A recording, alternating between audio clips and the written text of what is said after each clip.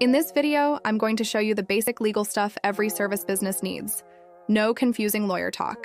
Just the practical things you actually need to protect yourself and look professional.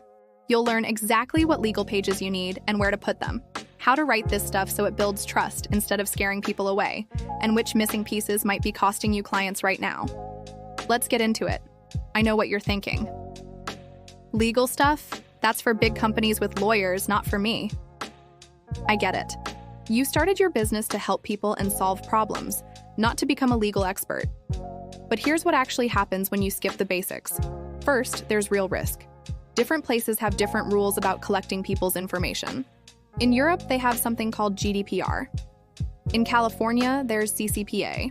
Even if you're not trying to work with people in those places, if someone from there visits your website, those rules might apply to you, and the fines can be huge. But here's what affects you every day. Even if you never get fined, people just don't trust you as much. When someone lands on your website and doesn't see a privacy policy, or they're about to book a call, and there's nothing about what happens if they need to cancel, or you're promising results without explaining that everyone's different, something feels off to them.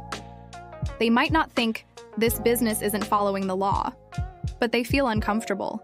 And when they feel uncomfortable, they leave. People today expect to see certain things. They see cookie notices and privacy policies on every big website they visit.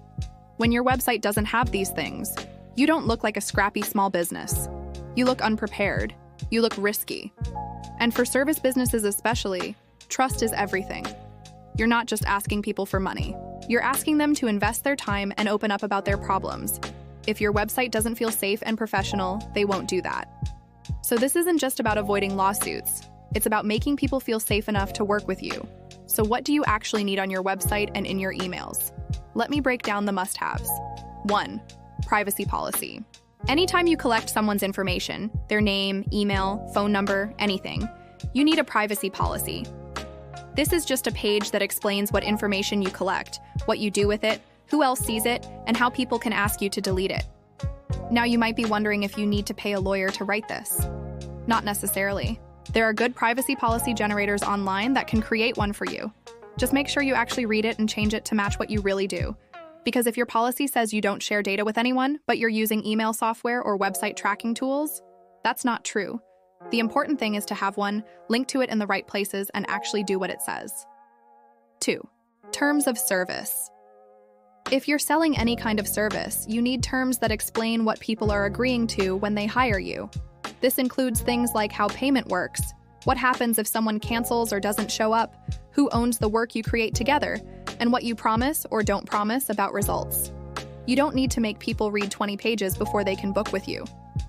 But you do need to have these terms written down somewhere and make sure people know they exist and agree to them when they book or pay.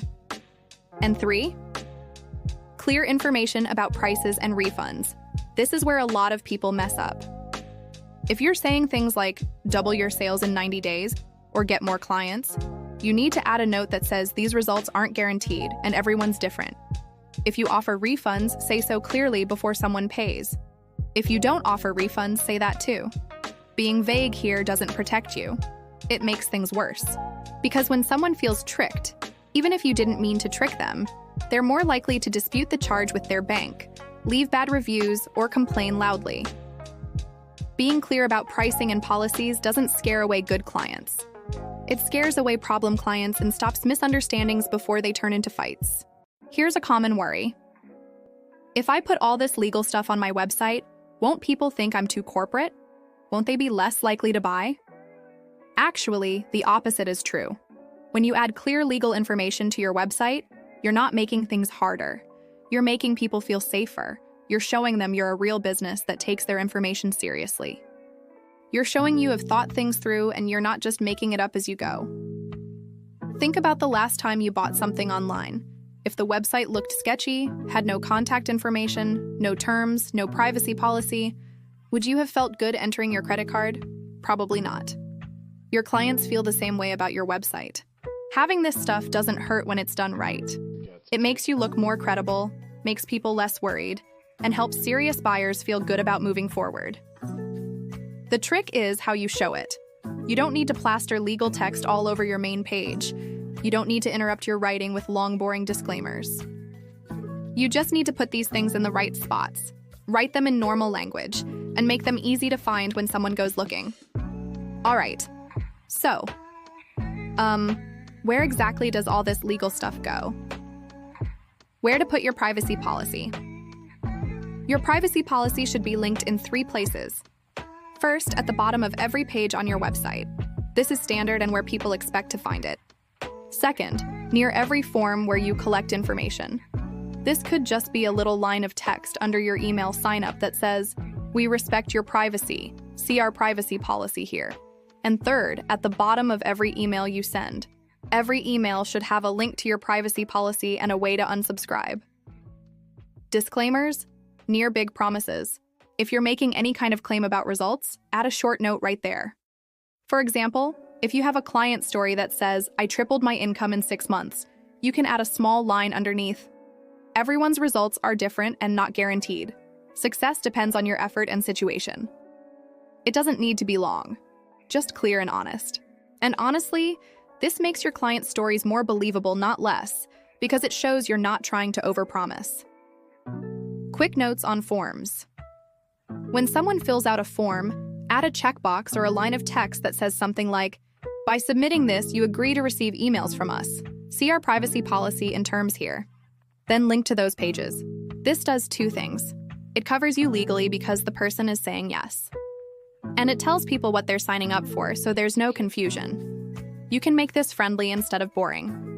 Instead of stiff legal language, you could say, "Yes, I'd like to get helpful emails from you. You can unsubscribe anytime." It's legal and it's nice. The goal is to make this feel normal and not like some sort of barrier. Let me answer the 3 questions I hear most often about this. Do I need more legal advice or am I good to go? It depends. If you're just starting and your business is pretty simple, you can probably handle the basics yourself using good templates. There are sites like TermsFeed or Termly that can create privacy policies and terms for you. But if your business involves anything risky, like health advice, money advice, legal help, or working with kids, or if you work with clients in lots of different countries, it's worth paying a lawyer to review everything. It's not as expensive as you might think for a one-time review, and you'll sleep better at night. At the very least, make sure you understand what your policies say and that you're actually doing what they say. A policy you copied from somewhere else but don't follow is worse than having nothing. Will this legal stuff scare people away? Not if you do it right.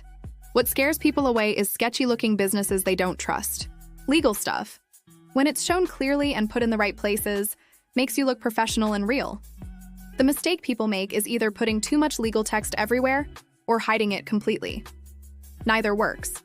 The right approach is making it visible and easy to find without making it the main thing people see. Links at the bottom of pages, small notes next to big claims, and clear checkboxes do the job without overwhelming anyone. How much detail do I need? Your full legal documents, like your privacy policy and terms of service, should be thorough and cover what you actually do. But the little notes on your main pages and in your emails should be short and clear. You don't need to explain every detail of your cancellation policy on your main page. You just need to say, "See our full terms and cancellation policy here," and link to it. Think of it this way. The detailed stuff lives on its own pages. Your main website just points to those pages and highlights the key things people care about most, like refunds and what they're agreeing to. So you've added the basics. How do you make sure you're actually covered? First, check everything yourself. Go through your website like you're a new visitor. Look at every page, every form, every email. Ask yourself, is there a privacy policy link? Can people find my terms? Do I have disclaimers where I make promises? Is it clear what someone is agreeing to when they book or pay? Second, if you're collecting information from people in certain places or using cookies to track visitors, you might need a cookie banner. Tools like CookieBot or Termly can help with this. These tools check what cookies your site uses and create the right notices automatically. Third, put a reminder in your calendar to review your legal documents once a year. Laws change, your business changes. Your privacy policy from 3 years ago might not match the tools you use now. A yearly review keeps everything accurate. And finally, if you're running ads or using email software, make sure you're following their rules too. Facebook, Google, and email companies all have policies about how you collect information and contact people. Breaking those rules can get your accounts shut down, which is a huge problem. This isn't something you do once and forget. It's part of running a trustworthy business. Look, I know legal stuff isn't exciting. It's not as fun as writing a great headline or designing a nice website, but it's one of those foundation things that separates businesses that grow steadily from businesses that hit walls they didn't see coming. When you get this right, you're not just protecting yourself. You're building trust with every person who visits your website. You're showing them you're professional, that you've thought things through, and that you respect their information. And today, when trust is hard to earn, that's a real advantage. So here's what to do next. If you want a quick way to check your website and process for these issues and other improvements you can make, I've created a free checklist just for service businesses. It helps you find the gaps in your own business and figure out what to fix first. When you fix these things, you'll get more out of your marketing, even with the same number of people visiting your site. The link is in the description below. And if you want someone to look at your whole setup and tell you exactly what to fix, I also offer a full review service where I'll go through everything and give you a clear plan. You can find details about that in the description too. Thanks for watching. This has been Rita with ClicksandThings.com. See you in the next one.